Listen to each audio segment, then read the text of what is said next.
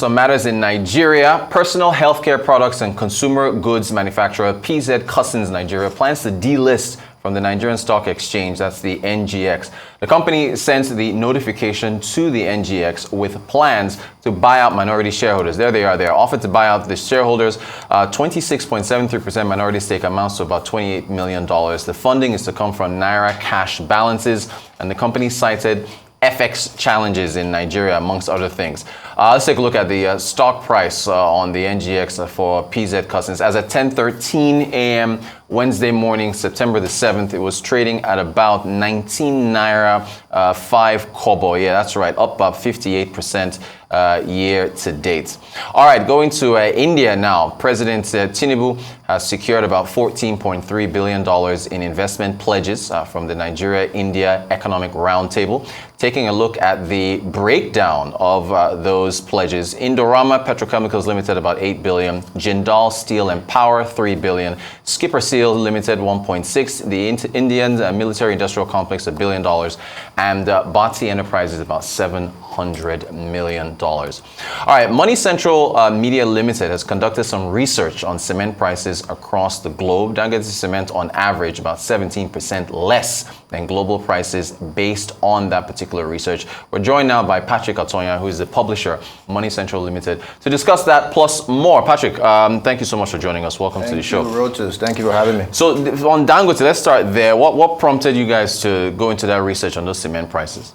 Okay, so there's been a lot of noise in the in the blogosphere, on Twitter, about cement prices being so high in Nigeria. So we wanted to, let's take out the noise. What are the facts? And then what are the solutions, right? So if we can find out what do global cement companies sell their products for and compare it to what Nigerian manufacturers are selling their products for, then we can find out, is this really true or not, that Nigerian cement manufacturers are price gouging the consumers. So we decided to look at, the global, and then, a lot of what people are saying is you need importation. Some of the solutions they are saying is you need importation. So if you're going to import, at what price point? You can already see with the petrol situation, whereby the the landing price of petrol is at a certain point, and you can't really sell below that point. So if we know what other cement manufacturers are selling their products in their home country, then you can now say, okay, if they're going to bring it, halfway across the world to Nigeria, then this is the price they will likely sell it. And if it's above the price range of what Nigerian manufacturers are selling it for, then that's not really an option, right? That's not a solution. So we need to look at other solutions. So we looked at, the 5 or 6 major cement manufacturers in the world, Cemex of North America. They have plants in Mexico. Originally it's Mexico-based, but it has plants in the U.S. More plants in the U.S. than in Mexico, actually. We looked at Holcim in Europe, based in Switzerland, but plants all across Europe and even in Africa, North Africa. Looked at Ultratech of India and Couch of China, one of the largest cement manufacturers in the world. Vodotantrim of Brazil, and then Dangote Cement of Nigeria, and that covers pretty much all the continents, all the major manufacturers in the continent. And what we found was Dangote Cement sold their prices at about 17% less than what these other guys are selling their cement for, at about $75 per ton, which comes to about 58,000 naira per ton. That is the ex-factory price, And then some of the other guys sell about $143, Holcim about $96 a ton, Cemex about $114 a ton. So what was the conclusion? Importation is not the solution. So we need to look at other areas where we can bring in policy to help bring down cement prices. And I'm happy to talk about some of those things. So, okay, but if we look at double-digit inflation in Nigeria still surely feeds into cement prices, Definitely, right? definitely. And what we did, because we looked at your table, we decided to take the per capita GDP of those same countries, or rather the companies from the countries where you were comparing the prices. And I mean, Nigeria is just barely above India, right? Yeah, so yeah. isn't for the average Nigerian, won't they? Yes, Dangote Cement prices are 17% lower than the average you looked at, but won't the average Nigerian feel those higher prices for cement that are climbing? Definitely, but you also need to look at it's a global market, right? And in the global economy, there's been inflation feeding into everything over the past 2 or 3 years since the war in Russia and Ukraine, and energy prices are high, everything is higher, cost of everything is higher. And for cement manufacturers, the cost of energy is one of the biggest costs out there, So again, we need to look at the argument. What is the solution to this? The solution is definitely not importation, because if you are going to import from these countries, right, unless they're going to dump their goods in Nigeria, which is illegal under trade laws, right? Yeah. Dumping means you can't sell your products less than, in one country, you're exporting to less than what you're selling in your home market, right? So unless you're going to do that, then that's out of the question. So it now becomes, how do we get cement prices a little bit lower for Nigerians? And I mean, there are a couple of things we can do. First of all, a big part of what is adding to the price of cement is the logistics from the factory. So how do you move? So when the cement manufacturers sell to the retailers or the wholesalers, right, they have to move those products from the factories, to the various states, right? What are the state of the roads between the factories and the final consumer? So how can we get our logistics a little bit better, so that the prices they add on to it to compensate for the cost of moving these goods around will not be so high? Because if it's just the factory price of the cement, then it's not that as high as what is sold on the retail end. Another thing is cost of finance, right? The finance cost, very high. We looked at finance cost as a percentage of revenues for all the cement companies, and Dangote Cement was the highest at about 8%. So that shows you that they spend a lot of money just to, finance their loans, which they use to build the cement factories. Of course, it's a no-brainer, because inflation is high, yields on bonds are high, interest rates are quite high. Yeah. We also looked at, of course, inflation, and then the volumes that this cement manufacturers have. The higher production you have, the more ability you have to bring down prices. And so they need to be encouraged to, set up more cement prices, as more cement companies expand their production, so that with volumes, they can begin to bring down pricing. And one more thing is, we need large companies domiciled in Nigeria, right? They're a source of innovation, they're a source of jobs.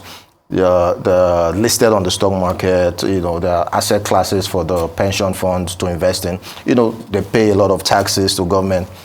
So we need to find a more innovative way of solving the problem, rather than saying, throw up the market to importation. So that was our reason for putting that research. Hey, well done. It's pretty in-depth stuff. I want to get to the Nigeria-India Economic Roundtable.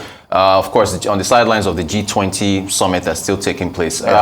Here's Mele Kyari, head of the NNPCL, talking about Indorama and how India is ripe for exports for Nigeria's LNG over there. Let's listen to him. Pledging market, not just crude oil and condensate. India is now one of the growing markets for Nigeria's LNG. And of course, it will also create opportunities. Indian businesses have established significant investment in both the mid and downstream sectors of our industry, but also in the upstream. And of course, very recent, there's a very growing appetite and engagement that has produced results.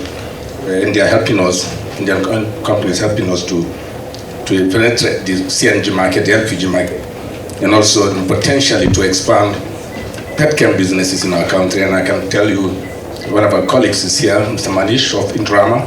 We're working with them to see a $7 billion investment, very short term, to grow our petchem business, grow fertilizer business, and of course, obviously create further opportunities for growth in our country.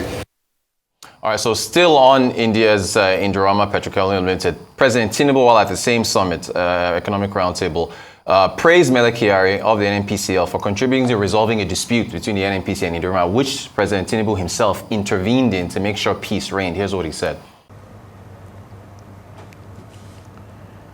Here is one of the examples. Indorama. They had a lingering problem for years between NNPC and them. I stepped in when it came to my attention. I said, give me a result in 21 days. I have a candelarized memo. Mele, thank you very much. Before 21 days, he brought the paper to my office. I've solved the problem, sir.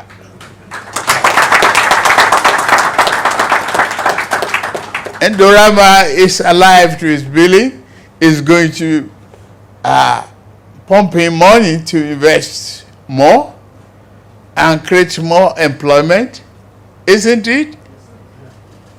Your problem is solved.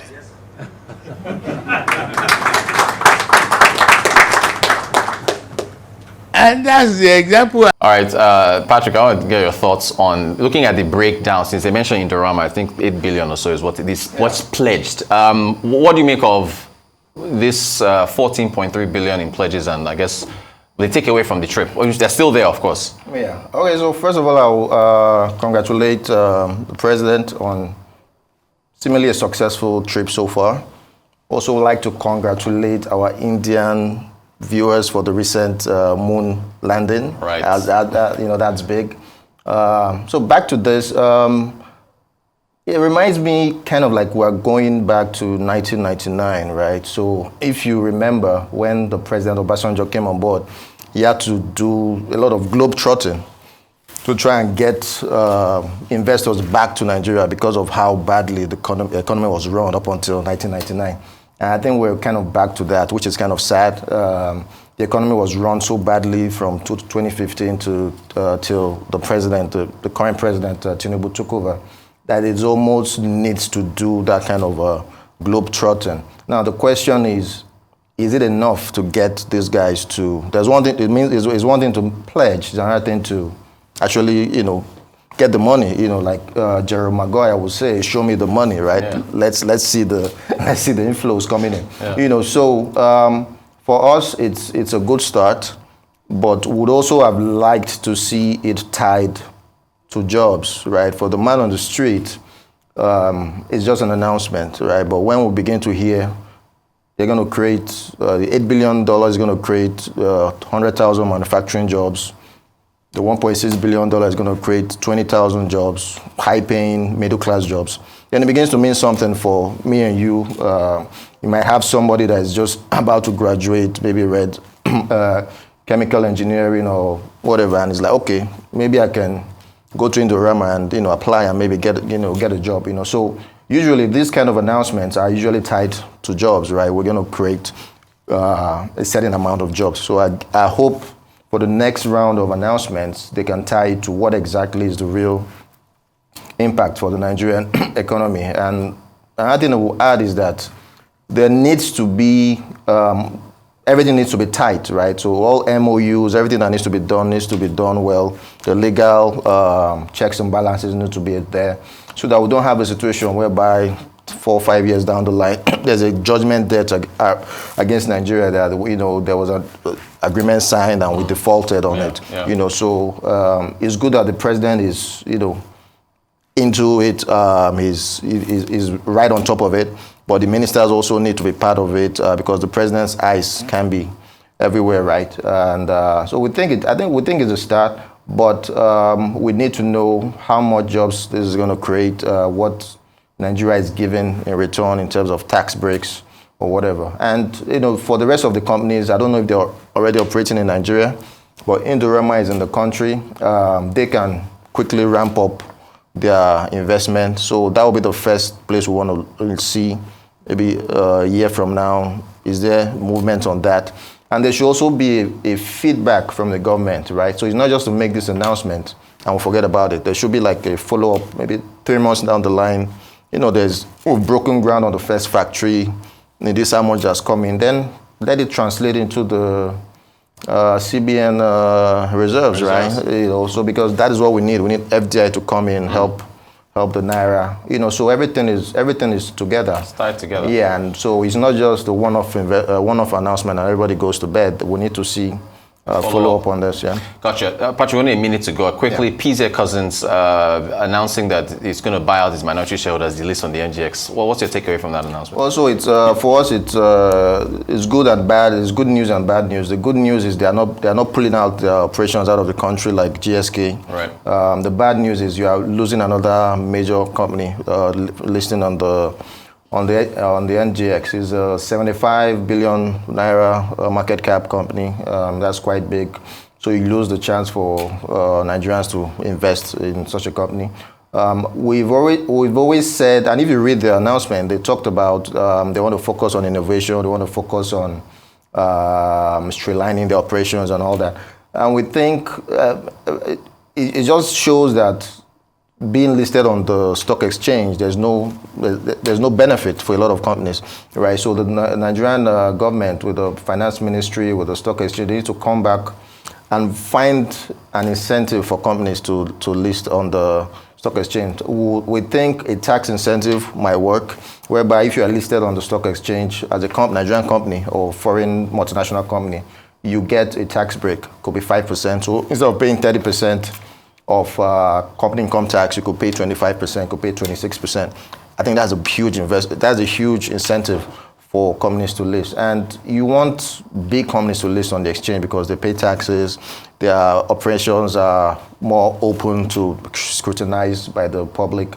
They improve your capital markets. There are a lot of benefits to the country for having companies list. And it's just sad that a lot of companies don't see the benefit for listing on the Nigerian exchange. If you remember, MTN was already a very successful company before it was forced to list. If he had seen the benefit of listing, it wouldn't have been forced to list in our stock market. So we hope that the government can come around and create incentives for more companies to list on the market, and for those already there to look at, say, oh, it's better for us to list. We have more to gain by listing than by not listing. Patrick Atuanya, always a pleasure having you on the show. Publisher of MoneyCentral Media Ltd. Appreciate your time. Thank you, Rotus.